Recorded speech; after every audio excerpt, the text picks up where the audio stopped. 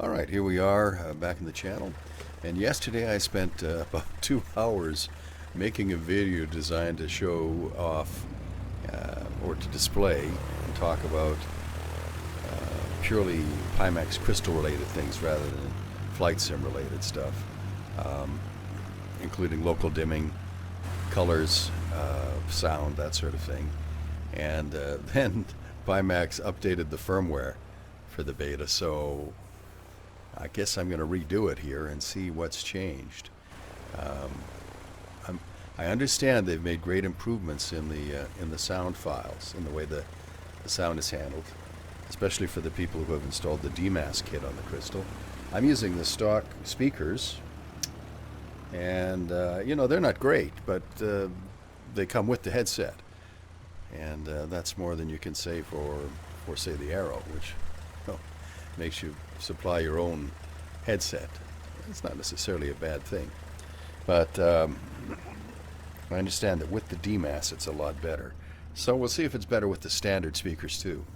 I think I'll still wind up saying if you really want good sound, you either need to supply your own or get the DMAS. But from what I've heard from the other beta testers, the firmware update has upgraded the sound on the Crystal to the point where it's at least competitive with the Index. And a couple of people have said they thought it was better than the Index. So that's, well, that would be astonishing because that's really good. Anyway, here we are. Let's go into VR mode. And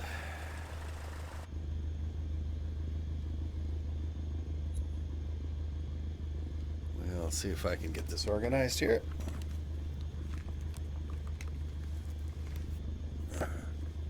I'm not the most coordinated chap in the world. There we go. Merrill C. Meigs Field in Chicago. It's where I do all my testing in flight sim because the scenery is complex enough to challenge the graphics card and the system, but the buildings and the downtown area are close enough to the airport that you can kind of fly around and get into the hardcore testing right away.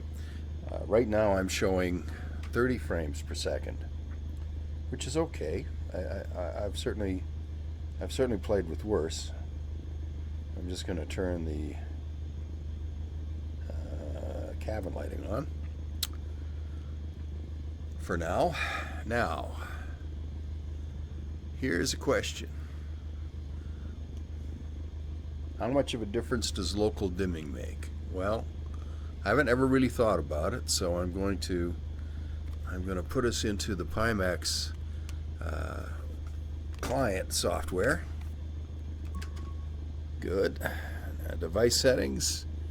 Now we go to General, and if I click Control Q, there. Okay, so we've got local dimming on.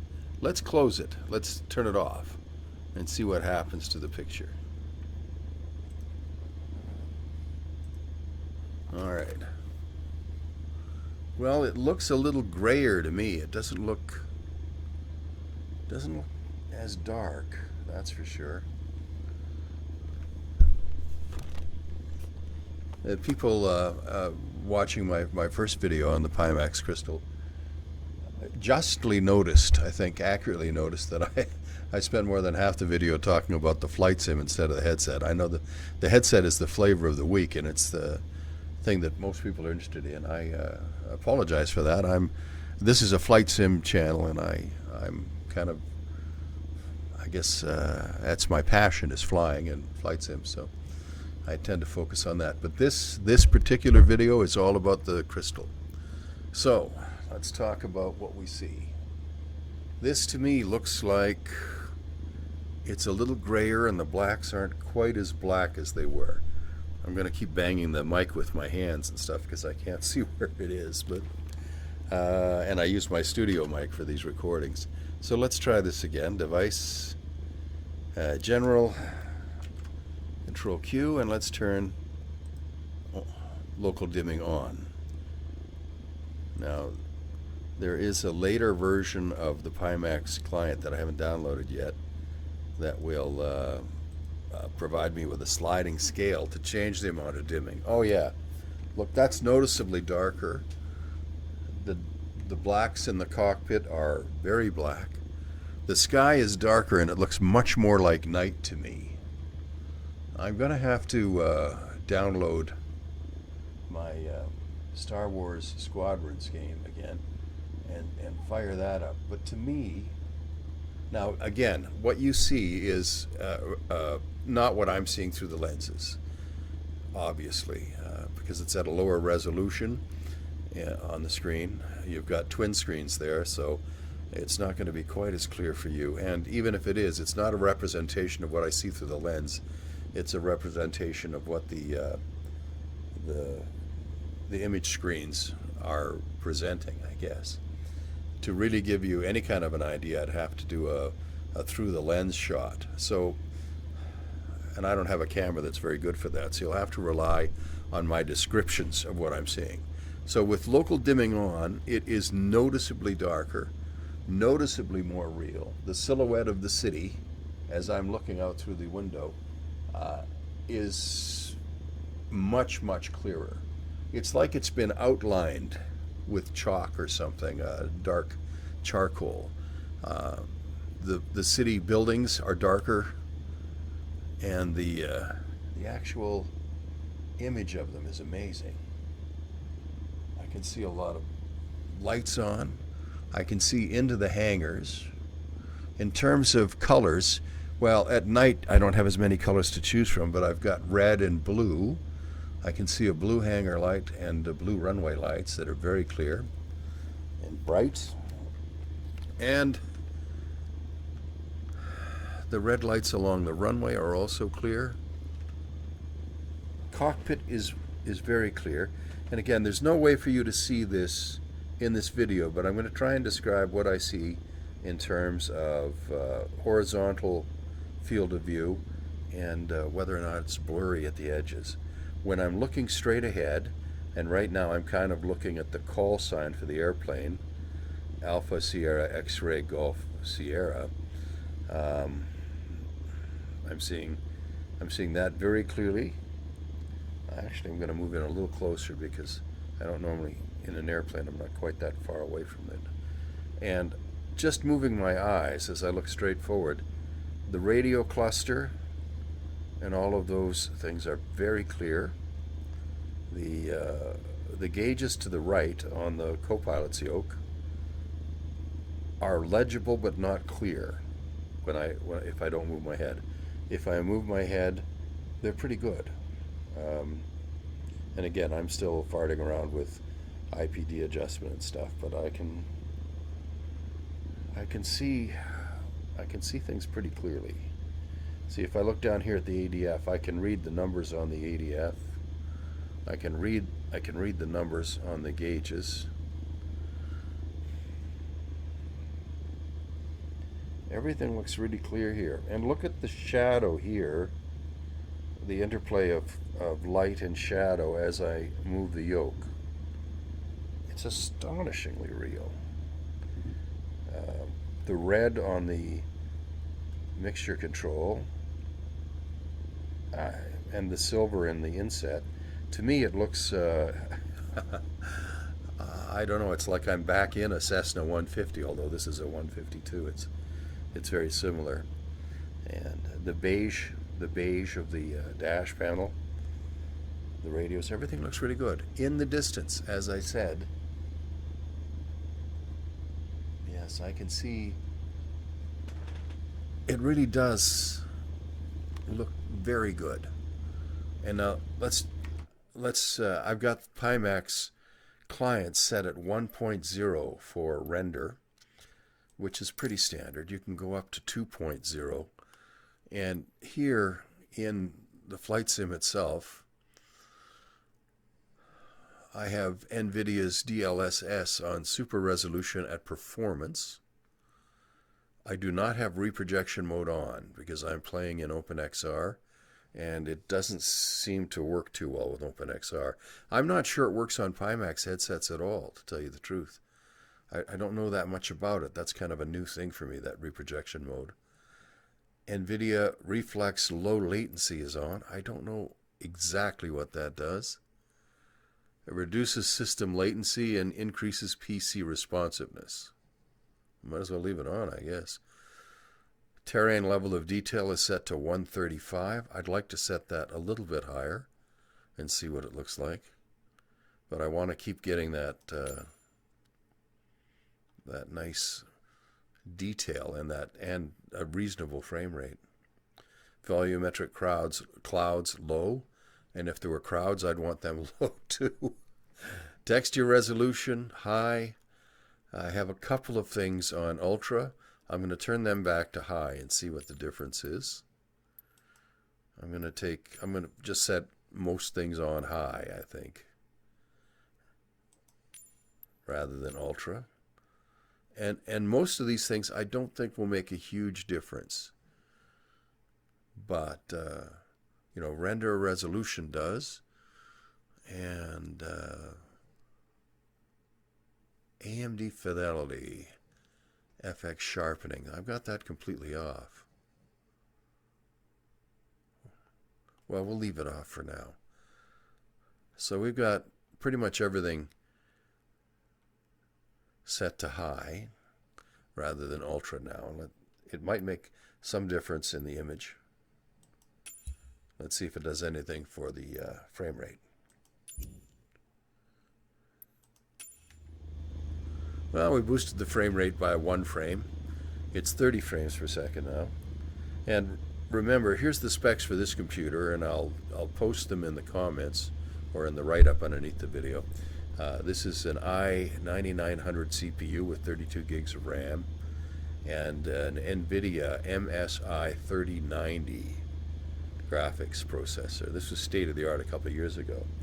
A lot of the people testing the Crystal have 4090s, and of course they see a significant upgrade in performance. But Microsoft Flight Simulator is notoriously nasty to run on a Pimax. Asobo has improved it a lot, but since with this version of the Pimax client we can't turn off parallel projection, that's on by default. I don't know why, whether it's required suddenly or not, but I know you gain 5-10 frames per second just by turning that off. So hopefully we'll be able to sort that soon.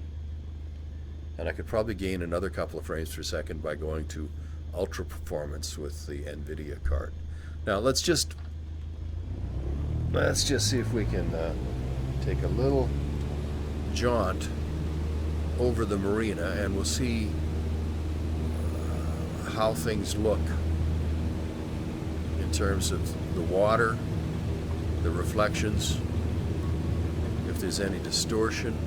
I think this latest firmware has cleaned up some of the distortion, but I still have a little blurriness across the top 5% of the view, the bottom 5% of the view, and probably about 5% on each of the right and left edges.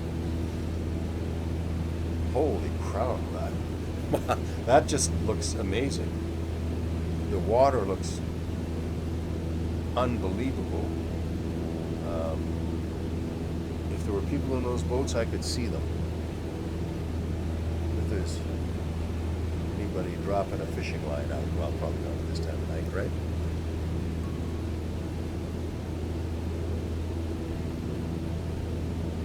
It really does look absolutely amazing. And I love this local dimming because the blacks really are black. When I update my Pimax client software, Pimax Play software, we'll see if they offer more options for scaling the local dimming from darkest to lightest. Right now, though, I have to say the clarity is good. I think it's well over 80% of my visual range here is very, very clear. It's just the edges that have a slight, have blurriness to them. Yeah, like right at the edge of the lens where I can see it. The only thing I would wish for is a bigger field of view. And that's something I think I've talked about before. When I tested this out in field of view software from Steam called ROV, and it's a beta, I got 102 degrees horizontal by about 101 vertical. Now some people are saying they got 108 degrees horizontal and some maybe a little higher. We're hoping that the glass lenses that will replace these plastic test lenses we have as beta testers will increase the field of view a bit. And of course Pimax is working on a set of lenses that will give a wider field of view. This set of lenses provides 35 pixels per degree, and that's a dense enough pixel structure that in games like IL-2 you can turn off anti-aliasing altogether and the picture still looks great, and you gain about 20 frames per second, which is astonishing. Alright, so I'm looking down to the right. What I'm going to try and do is maintain an angle of bank here that allows me to maintain the same view out the window, and it'll give you a taste for what we're seeing. Although it's, I mean, the highest resolution I can publish this at is lower than the resolution I'm getting in the lenses.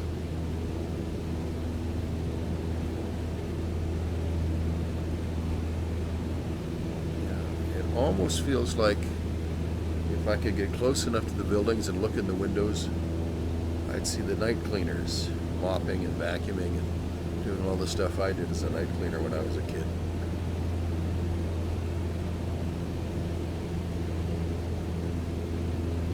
Well, this is literally the longest flight I've ever had in night mode on the Pimax. And it looks wonderful. Now, audio. I'd have to say it's much improved. These bass speakers actually don't sound bad now. Not bad at all. There's a good volume level, and I believe I can set it up or down on the headset. And I'm getting all these notifications because I'm not flying very well. It doesn't matter. This video isn't about flying, it's about Pimax headset. Now as I loop around here, I'm looking down to the right at the runway. And again, if I move my head slowly, there's no motion blur. Everything is smooth. You don't need base stations. The inside-out tracking is really smooth. I mean, I'm going to move my head a bit here, as if I were looking around things in the cockpit. And there's no blurring, and it doesn't feel at all like the headset is chasing the image, like it can't keep up. Which is something I found with Flight Sim in Steam. Now that was on the previous firmware too, so I guess I should test it in Steam as well. But I find that for Flight Sim 2020, I really do prefer OpenXR. All right, well let's draw this flight to an end. Now, if you have everything on ultra and you can get 30, 40 frames per second, you're going to have an amazing experience with the Pimax crystal in here. For me, that's just, not possible. So I have to settle for 30 frames per second and a little less resolution.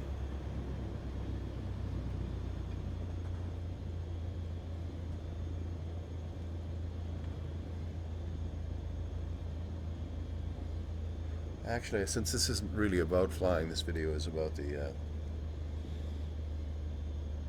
headset. I don't think I'm going to bother landing. I just want to take one more look on this side of the dock here and just fly over the marina one more time, nice and low.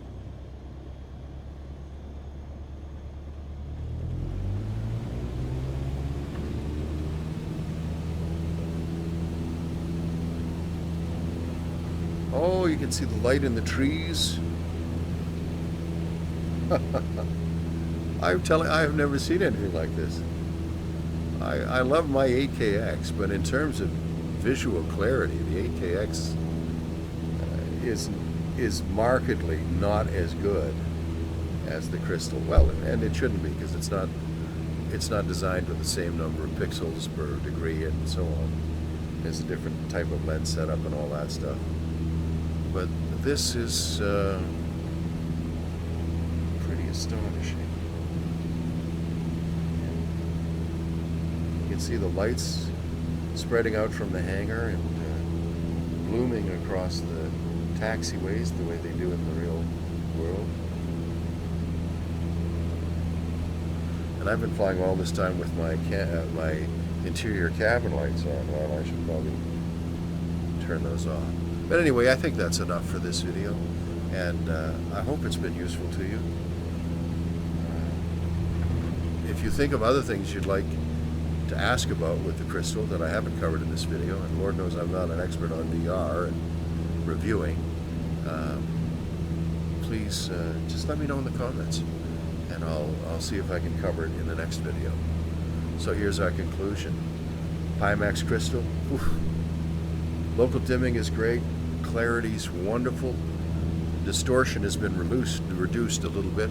Well, maybe noticeably, I would say, in this latest firmware update. And the sound quality has improved dramatically, even in these little stock speakers. I would now say that the Pimax headset is usable with the stock speakers it comes with.